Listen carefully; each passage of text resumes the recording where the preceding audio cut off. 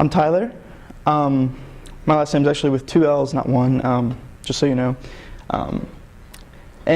So my presentation's called Body and Soul, the Beauty That Emerged from Jazz Music. So a lot of people are fans of Johnny Cash, of course, Elvis Presley, Hank Williams, a lot of the older guys, but also a lot of popular R&B stuff like Beyonce or any other rap music. But really, it all emerged from jazz. If you look at when certain artists are popular in different periods of history, and you see all of a sudden something new starts to emerge, and then people copy off of that, and they get influence from that, and you have rock and roll and country that mainly comes from jazz, along with like the more modern blues, and all that sort of evolves later on. So it's kind of interesting to see exactly what it does, but the thing about jazz is that, especially in the early 20th century, it was so popular, amongst teenagers, children, adults, older people, and everything. And it was just, besides the classical music that people had, like the Baroque, from the Baroque period and the classical period, there was just this new thing that was emerging that used saxophone and trumpet, guitar, trombone, piano, drum set, and people heard this, and it was just such a new thing, and it just became so popular that it influenced everyone and pretty much developed modern music in America.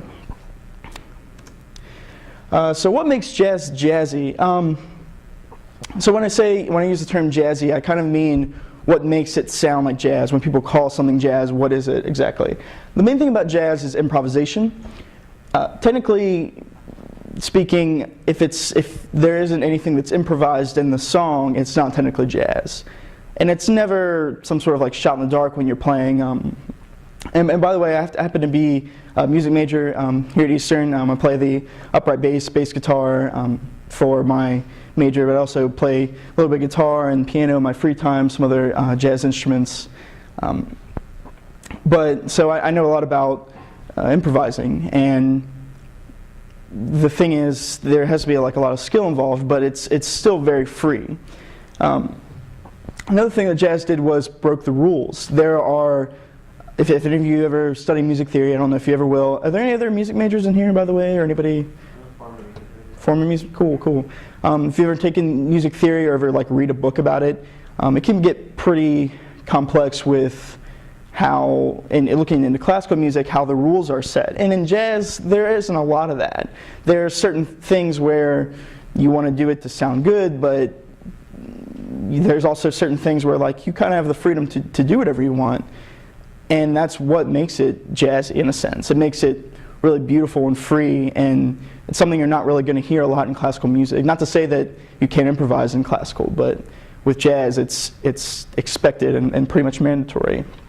And this guy right here, Scott Joplin, you guys have probably heard The Entertainer, which is that, also known as like the ice cream truck song. It's played on a lot of ice cream trucks too, for whatever reason, I don't know. But so Scott Joplin's basically known as one of the innovators of ragtime, which is early jazz, along with blues and stuff. But he played a lot of ragtime on the piano, stuff you hear in old Western movies in late 1800s, which is basically when it started emerging. So he was one of the people who sort of engineered the basis for ragtime, later became known as jazz. So I'm going to talk about some instruments that are commonly used in jazz and why they're more associated with jazz. So we have the saxophone.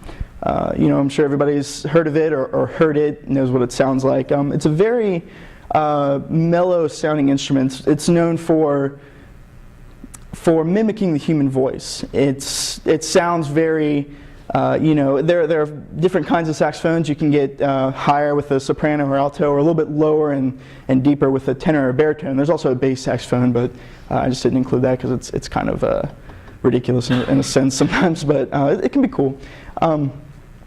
But with the saxophones, they are so, when you hear them, it sounds a lot like somebody singing. You might hear soprano and it does whatever it does. and you can kind of be reminded of a female singer, or if you're hearing a nice tenor doing something funky or something, it can sound like some James Brown up there, belting out some singing, and it's pretty cool. It also has ability for rapid playing. There are, it doesn't have like a whole lot of keys, and the way it's basically played, I'm not like as true sax player or anything, but I know the basics, and the way it's played is just in a way that you can play very rapidly if you need to. You can do a lot of really fast runs, which are just a lot of up and down notes played very quickly, and like I said, there's a variety of ranges to match the human voice, because some people have very deep voices, or some people have very high voices. So it can better mimic that. There's also the guitar. Does anybody here play guitar, or ever done anything with guitar? Cool. Well, in jazz, it can get pretty complicated. The guitar's main purpose is sort of like the piano's.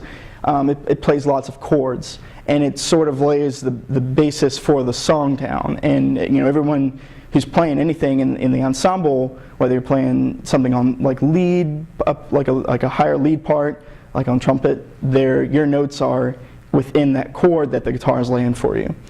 It also has a wide 4-octave range. An octave is basically the number of notes, 8 notes between, in a scale. So there's like A, B, C, D, E, F, G with the sharps and flats, but it has 8 of those. So you can get pretty low with guitar, or you can get pretty high up, whatever you're doing.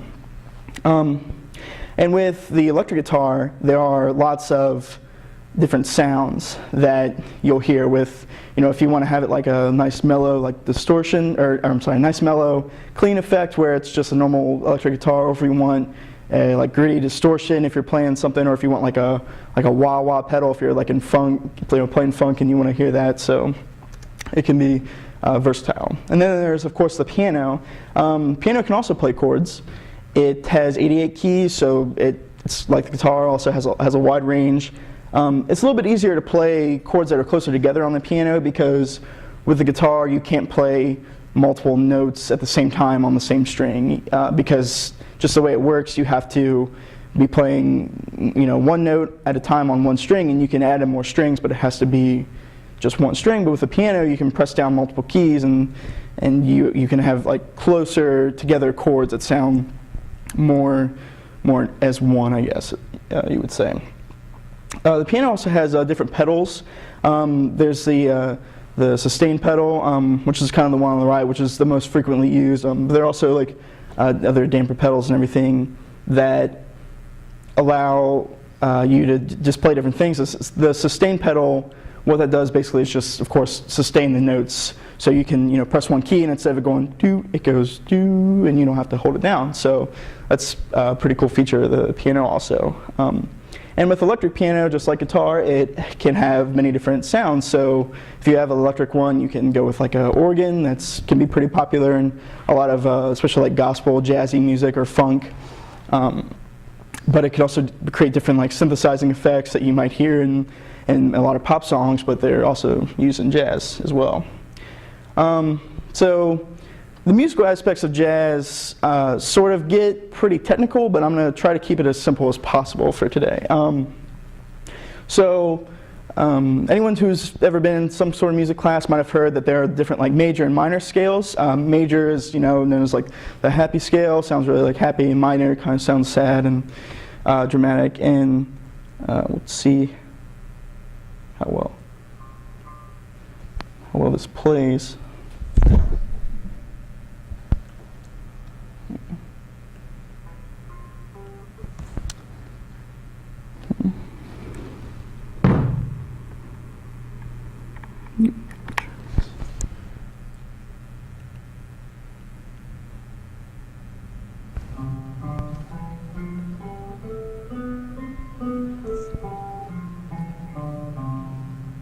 So that is a major scale. Sounds pretty happy, right?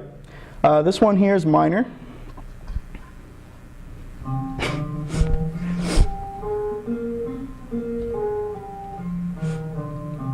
And so that one's kind of sad. And both of these major and minor scales are heavily used in classical music, and that's basically what they're based on. And a lot of composers really stick to those scales and don't really go out of that realm until jazz sort of comes along, and jazz itself even influences classical, and you can hear that in the Romantic period when composers are like, oh, okay, we can use different scales now, like the blues scale. So blues scale has fewer notes in it. This is a picture of what it looks like basically on notation, and here's what it sounds like.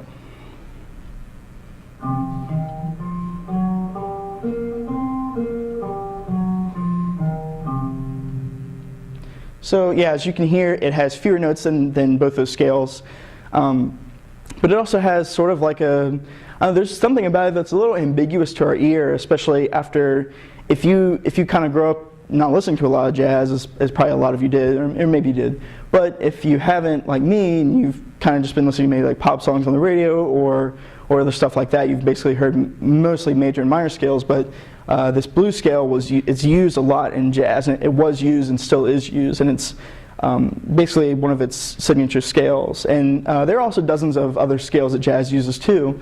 I mean, so many that it's difficult for me to remember even, like a dozen of them. So it's just one of those things that there's so many different tools that musicians can use to express themselves in jazz, and you also use scales to improvise. All your solos usually are based off of those scales. Chords. So again, there are major and minor chords in classical music, and they're basically the first few notes of those scales. The major and minor scale. There's a major chord. It's just basically the first few notes of that, and then minor chords the same way. But in jazz, there's a thing called the seventh chord, which adds in another note. In major and minor chords, you basically have 3 different notes. In 7, you have 4. So this is the major 7 chord, what that sounds like.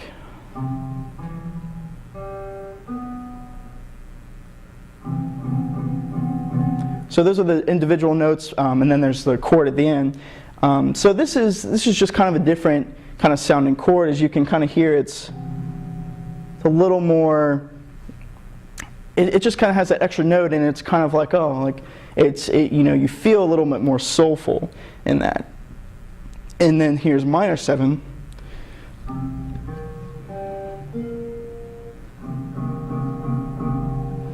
So it's basically one note difference, but it's still kind of like that. And then there's also the dominant 7th.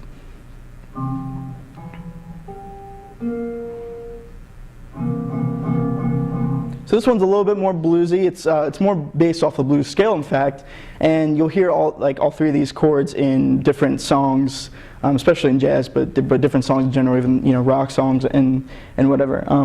There are also these cool things called 9 chords, which are also a big part of jazz.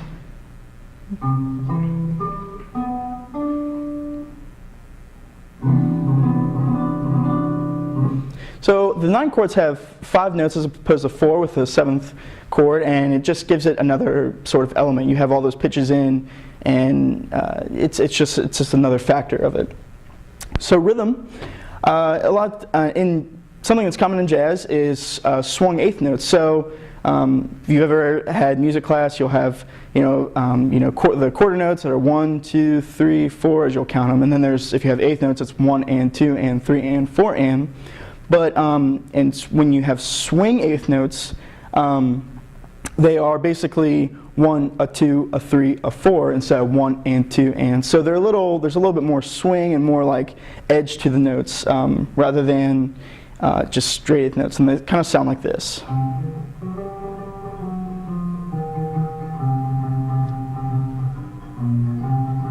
So those 1, a 2, a 3, a 4. Another thing in jazz with rhythm, it's known for different meters, which are basically how each measure works in a song. There are different things like time signatures and of course tempos that can affect how fast or slow a song is. And sometimes a lot of jazz artists kind of go a little weird or odd. I wouldn't really use those words. It's more exotic or something, I'd say more. But it's just one thing they use to make it more distinctive than something in classical music and make it more jazzy in a way. And now the drum set, as a lot of you know, really evolved from jazz. They didn't really start in classical music. If you ever see an orchestra or a symphony or something, you'll see there are all those cymbals, you know, in different places in the back of the orchestra, and then like you have the big bass drum over here, and then there's like the snare drum somewhere else, and they're all kind of separated. But jazz was basically the first thing that brought all those things together. So you have like the bass drum on the floor, then you have the snare drum over here, cymbals, and it basically was able to make let one person control all these different percussion instruments. So the percussion got a lot more involved. If you listen to a lot of classical music, it's not so much, the percussion isn't so much involved as it is in jazz, where a drum set player can just play, whereas in classical it's more about the other instruments, not so much percussion. So that was kind of a neat advantage. I'm going to talk a little bit about the different kinds of songs you have in jazz, not just genres, but different styles, I guess. One thing is a ballad. There are also ballads in rock songs. You can have a rock ballad. A lot of 80s songs are nice slow ballads, basically what they are. In jazz, they're also slow. They're very emotional. They can be very expressive. Lots of room for improvisation.